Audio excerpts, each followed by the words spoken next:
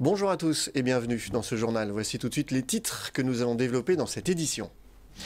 Avec ses deux patinoires, l'Arena Ice de Cergy attire les fondus des sports de glace. 6 mois après son ouverture, plus de 50 000 personnes ont déjà chaussé les patins sur la plaine des Linandes.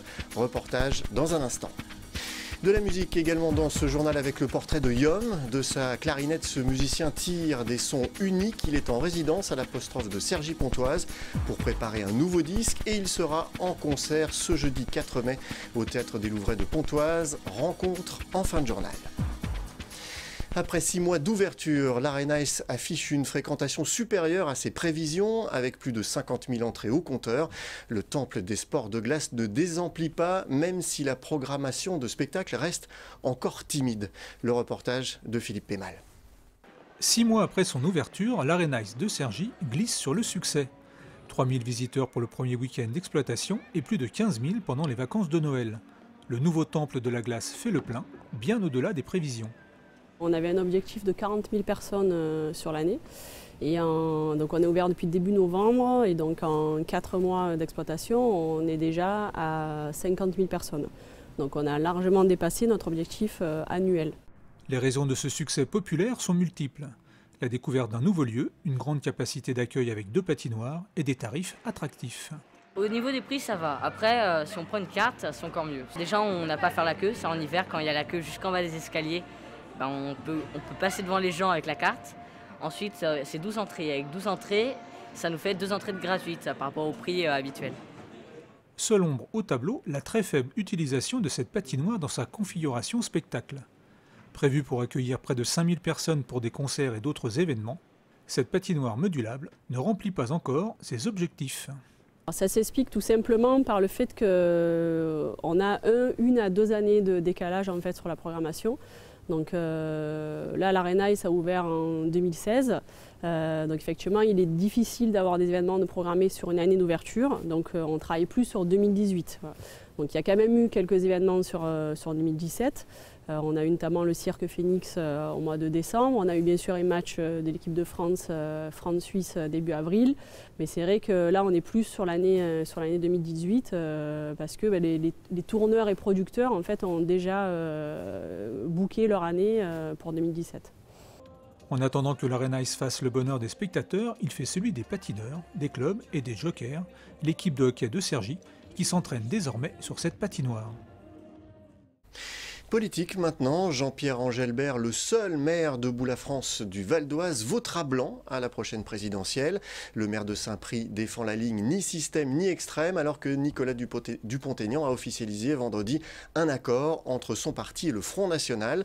Jean-Pierre Engelbert avoue ne pas adhérer au pari insensé de Nicolas Dupont-Aignan, mais pas question pour l'heure de démissionner.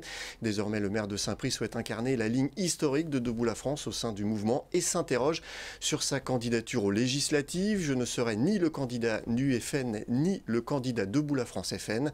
Jean-Pierre Engelbert n'exclut plus son retrait pur et simple de la course à la députation en juin prochain. L'intégralité de son interview est à retrouver sur notre site vonews.fr. De la clarinette, le musicien Yom tire des sons uniques, musique sacrée, électro, musique traditionnelle klezmer, jazz, aucun genre musical ne lui fait peur. À chaque nouvelle collaboration, il se réinvente, amenant sa clarinette vers des sommets de maîtrise et d'émotion. Yom est en résidence à l'apostrophe de Cergy-Pontoise où il prépare un nouveau disque avec un quatuor à cordes et il sera en concert ce jeudi 4 mai au Théâtre des Louvrais de Pontoise. Philippe Pémal l'a rencontré.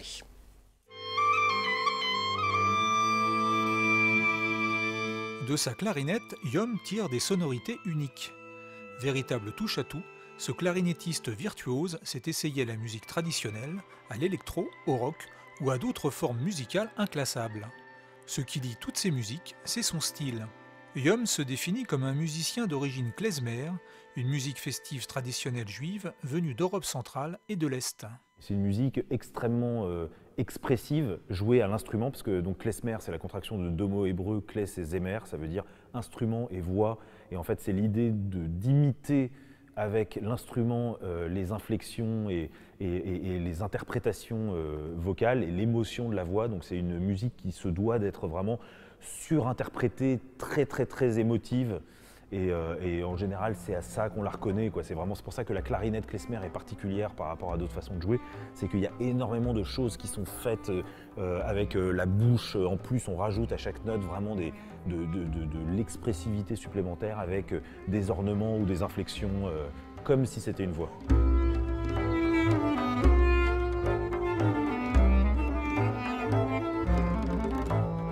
Yom, de son vrai nom Guillaume Humry, découvre la clarinette à 4 ans en écoutant Pierre et le Loup de Prokofiev. À 17 ans, il sort du conservatoire de Paris avec un premier prix de clarinette. D'origine juive par sa mère, Yom se dirige naturellement vers la musique klezmer. 8 albums vont suivre sous son nom de scène, Yom. Yom, c'est le jour en hébreu et c'est aussi le jour en arabe. Donc j'aime bien le fait que ce soit un mot commun aux deux. Et puis d'autre part, c'est une petite partie de mon prénom, donc ça restait quand même pas trop loin du nom que donnaient mes parents.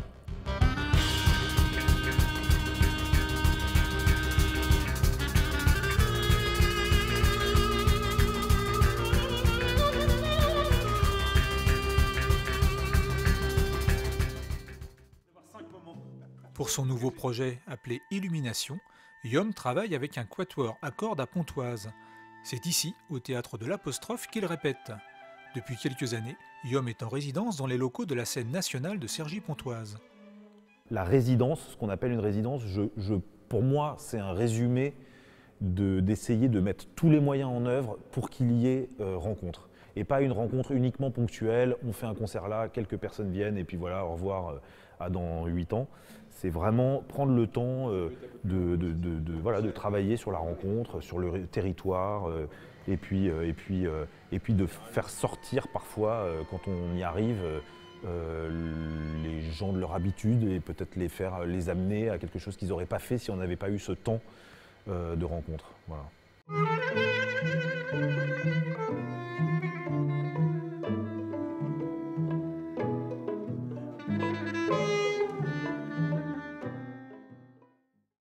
Voilà, je vous rappelle que Yom sera en concert au Théâtre des Louvrais de Pontoise ce jeudi 4 mai à 19h30.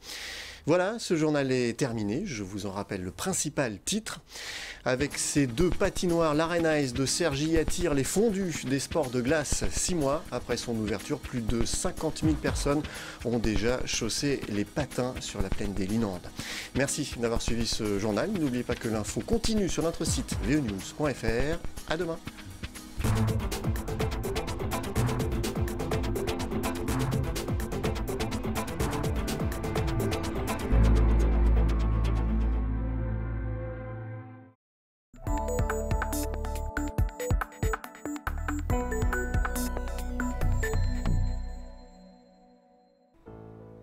La maison est classique, mais son plus illustre locataire, beaucoup moins. Pendant quelques années, Claude Monet, l'un des maîtres de l'impressionnisme, va vivre dans cette maison. Nous sommes à Argenteuil, et pendant 6 ans, de 1871 à 1878, le peintre et sa famille vont habiter dans cette petite ville tranquille. À cette époque, Argenteuil est encore en pleine nature, un environnement qui va inspirer l'artiste. Pendant les 6 ans où Claude Monet va être à Argenteuil, il va peindre plus de 250 tableaux, dont 159 représentent véritablement Argenteuil et ses environs.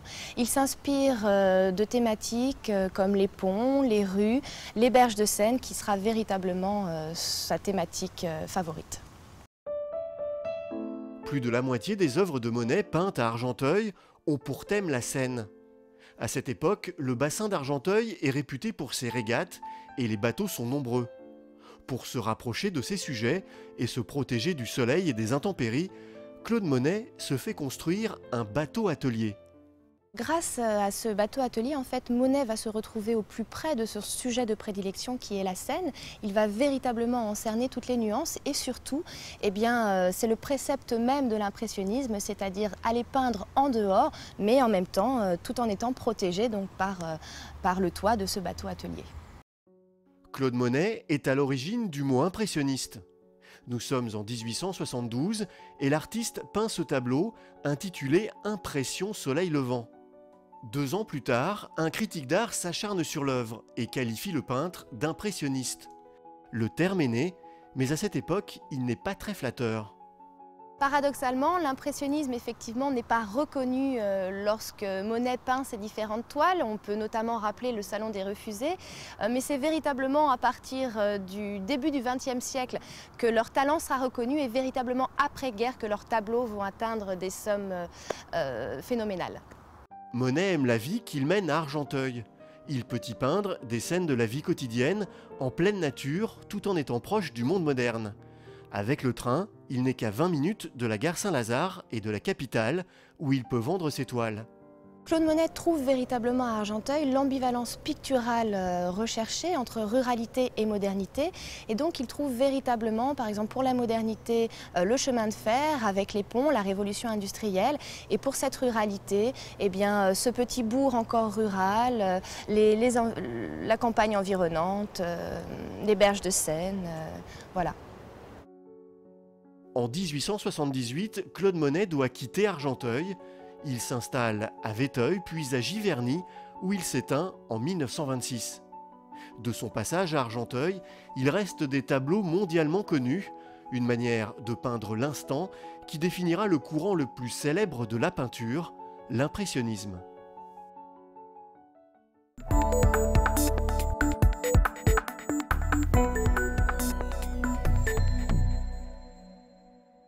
Un, 2, 3, genou, je repose, deuxième genou.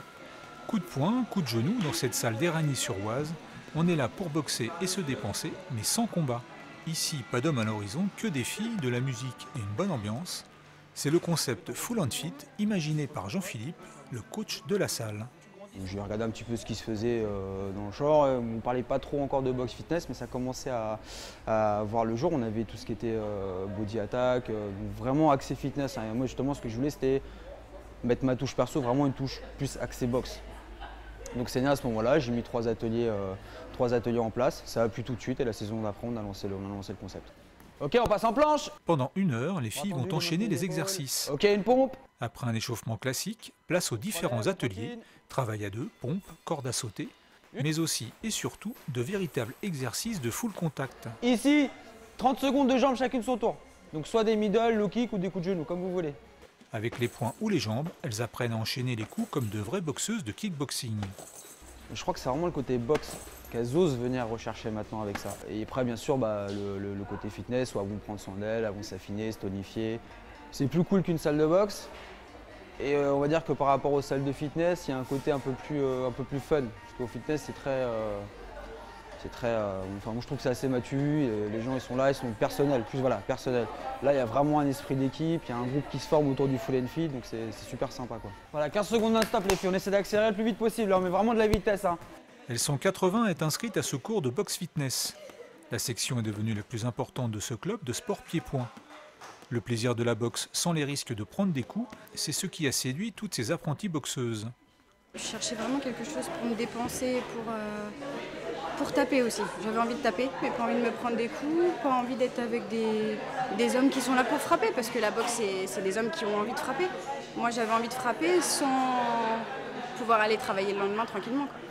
C'est une amie à nous qui nous a montré ce cours-là, donc on l'a essayé et puis on trouve ça bien parce que ça mène à la boxe et la fitness en même temps, donc agréable moment. Il y a le côté défouloir qui est important parce que la boxe c'est quand même le combat, donc quand on combat généralement on se défoule. Après c'est sûr que le côté fille est plus sympa parce que bon, on a des façons de faire entre guillemets qui sont toujours un peu différentes des garçons, mais on se motive les unes les autres et quand il y a un défaut par exemple quand on se tape ou autre, si on fait mal l'exercice, on peut, la personne qui est en face de nous en fait, va nous dire plus haut, tu tapes plus haut, tape plus fort, ou, enfin, peu importe. Enfin, en tout cas, on se corrige entre nous. Pour l'avenir, Jean-Philippe envisage d'ouvrir des sections pour les hommes. À l'origine créé pour des femmes, ce concept séduit de plus en plus d'hommes qui veulent des entraînements de boxe, mais sans le risque d'arriver au travail avec des traces de coups sur le visage.